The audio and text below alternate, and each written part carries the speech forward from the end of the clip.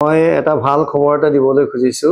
অসম বিধানসভাৰ কেবিনেট মন্ত্ৰী, অসমৰ এজন কৰ্মদক্ষ জনপ্ৰিয় মন্ত্ৰী শ্ৰীযুত পীযুষ হাজৰিকাৰ মৰিগাঁও জিলাৰ আহতগুৰিস্থিত ৰসৰাজ কোচিং চেণ্টাৰ ইতিমধ্যে স্থাপন কৰা হৈছে। এই ৰসৰাজ কোচিং চেণ্টাৰে 10 তাৰিখে কেন্দ্ৰীয় মাননীয় শিক্ষা সচিব প্ৰাক্তন শিক্ষা সচিব অনিল স্বৰূপ ছাৰ তেখেত আহিব।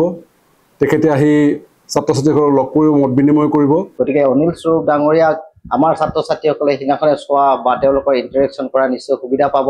আৰু এই সুযোগতে তেখেত আমাৰ যিসকল এক্সপিৰিয়েঞ্চ ছাত্ৰ ছাত্ৰী আছে তেওঁলোকক লগ কৰক, তেওঁলোকৰ লগত কথা পাতক আৰু তেওঁলোকৰ লগত সান্নিধ্য লাভ কৰক, মই আশা ৰাখিছোঁ।